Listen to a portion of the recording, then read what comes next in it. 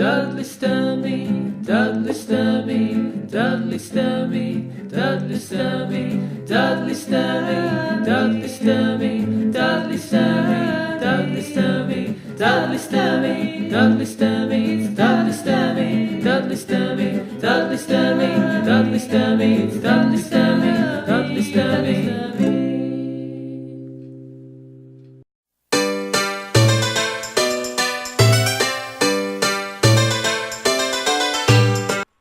Welcome back, dear viewers, and join me once again as I recount my trip to Japan. If you have yet to watch part 1, please find the link in the description box below. In this part we are heading west from the capital city of Tokyo to the old capital city of Kyoto. Whilst visiting Tokyo is a no-brainer for any trip to Japan, I would like to give the hard sell for Kyoto today. Now, whilst nothing I will be highlighting in this video will be quite as bonkers as some of the things I saw in Tokyo, I can say with certainty that some of my fondest memories of my trip came from the temples and shrines I visited in this traditional, cultural and tranquil city on the main island of Honshu. In these types of videos, I feel it is natural to leave the best till last. However, I feel like bucking that trend and talking about a shrine I visited in the Fushimi ward that perfectly exemplifies what makes Kyoto special. The day I visited the Fushimi Inari shrine, I woke up at the crack of dawn to ensure that I would be there before the crowds of others. For me, this was no easy task, but by the white coats of the kitsune, I am more than happy that I did make the effort. This shrine is Kyoto's most important Shinto shrine, made famous for its numerous torii gates, which can stretch on for as far as the eye can see. This alone is strikingly beautiful, as the sunburnt orange archways perfectly frame themselves as they curve with the pathways that they adorn. The hiking trail around the main shrine is lengthy, but it is worthwhile spending the time to visit all of the sub-shrines and see the various fox statues. In fact, these foxes, the kitsune I mentioned a moment ago, have a great significance to the Inari shrine, as they were seen as messengers to the gods. Naturally, the special ema at the Fushimi Inari shrine, which are tablets for writing wishes on, are in the shape of a fox's head. Glancing over the ema display racks is just one more thing that makes this shrine stand out amongst the many, many shrines in Kyoto.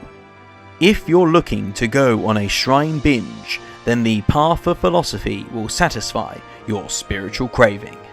Named after the Japanese philosopher Nishida Kitaru, who was said to have practiced meditation whilst travelling along this walkway to Kyoto University, the Path of Philosophy provides a scenic and peaceful walk that is an essential part of any trip to the old capital of Japan. I began my walk at the southern end of the Philosopher's Path, at the Nanzenji Temple, which is a significant Zen Buddhist temple comprised of multiple sub-temples. Standing atop the Sanmen Gate provides a great view of the surrounding land. The temples themselves are Zen in the most typical sense of the word. Just imagine all of the images the word Zen conjures up. Those mental images are realized here.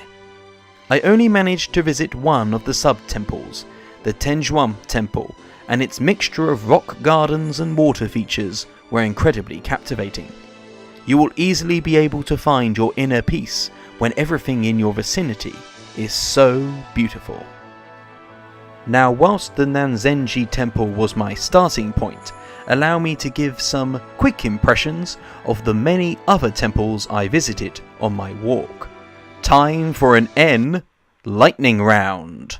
The Reikenji Temple, most famous for its limited opening hours of only 2 weeks in April and 2 weeks in November, is a wonderful walk around, as its camellias in the surrounding garden, which are ornamental shrubs with showy flowers and shiny leaves are truly a sight to behold. The Akandu Temple is sizable, with the main buildings built alongside the base of a hillside in which the Tahoto Pagoda is nestled in amongst the surrounding trees.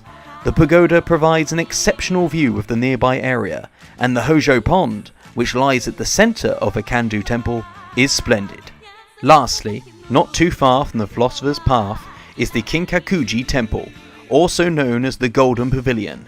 It is not too difficult to deduce how it got its nickname.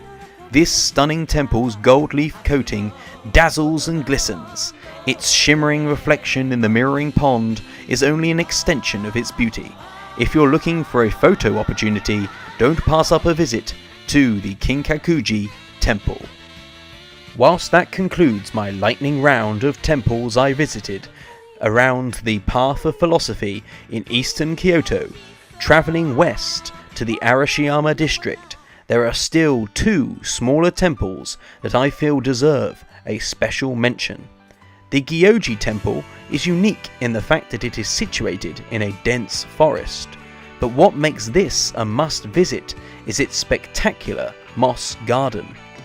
I would describe the atmosphere of this place as cozy. Its small scale feels like you're walking around a forest for miniatures. Due to it being off the beaten path, this shrine does not attract many visitors, which is probably a good thing, as the peaceful vibe of the place would be spoiled by crowds of folks strolling along the garden paths. The other small-scale temple that warrants a special mention is the Arashino Nembatsuji Temple. Describing the vibe of this place is a tad challenging, but I would settle on solemn yet serene. The temple is most famous for its thousands of carved stone memorial statues. If you are fortunate enough to be able to visit during August, you may be able to catch the Sento Koyo memorial service, where the thousands of statues are lit by thousands of candles.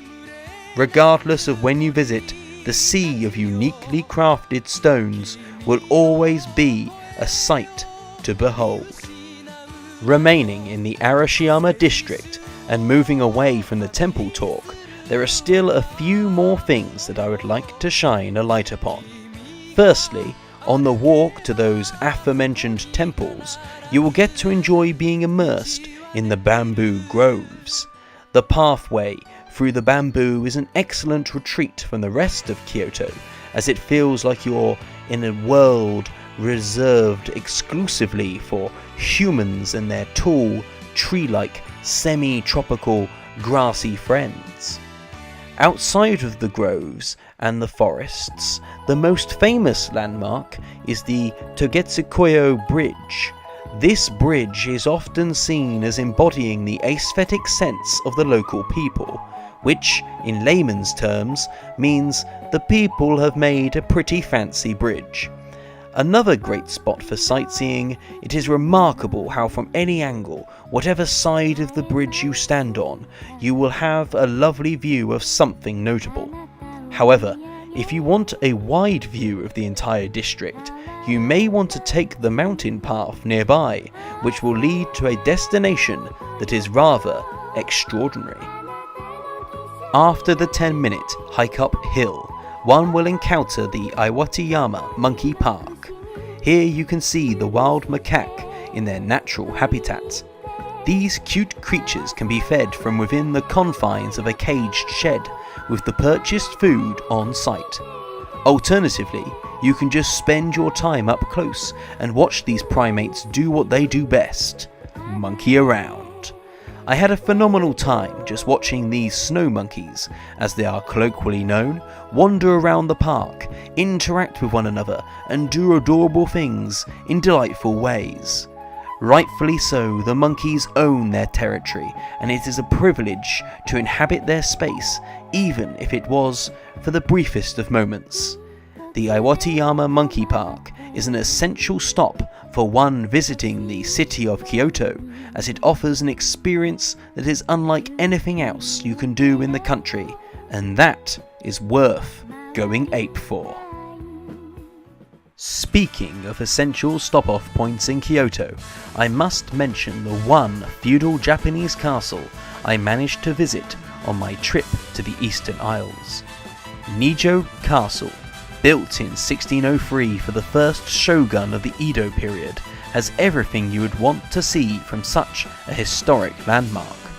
As you approach the castle, you will notice how the entire castle grounds are surrounded by stone walls and a moat. Passing through the staggered lines of defence will bring you to the Ninomaru Palace. The palace is the main attraction that you can only appreciate with your own eyes, especially since you cannot use a camera once you are inside. Every room features elegantly decorated ceilings, as well as gorgeous fusuma. The artistry on display is breathtaking. After your breath has been sufficiently taken away, you may wish to rehydrate, and the various vendors of sake are on hand to prepare you for the next stage of your journey, or they're there to get you a bit tipsy. The choice is yours. I am confident at the Nijo Castle you will find something that will fascinate you, no matter your tastes. Lastly, I must pay some lip service to one more place in Kyoto that has a comparatively short history, only being just over 100 years old, yet its significance cannot be downplayed. The Heian Shrine, which gets its name from Kyoto's former name, is dedicated to the spirits of the first and last emperors who actually reigned from this fantastic city. The shrine differentiates itself from the many other shrines in Kyoto by having an extremely spacious open court area, a main building that is a replica of the imperial palace from the Heian period, and a garden that took 20 years to design, cultivate, and grow. I would say the garden is ultimately the highlight because it is more than worth the low entry fee to surround yourself in an oriental garden that is somewhat tropical by being so densely foliated, which only adds to the charm and the appeal of this beautiful, lush environment. Unfortunately, with the Heian Shrine, my journey around Kyoto has come to an end. Thank you, dear viewers, for your patience and for watching this second video documenting my trip to Japan. Please stay tuned for the final part of this series in the near future. Finally, let me leave you with these images from my time at the samurai school. It was here that I received demonstrations and training on how to wield a katana and possess the honor of being a samurai. I can honestly say my certificate from this experience is truly one of my most prized possessions. So thank you all again for watching, and until next time, peace out.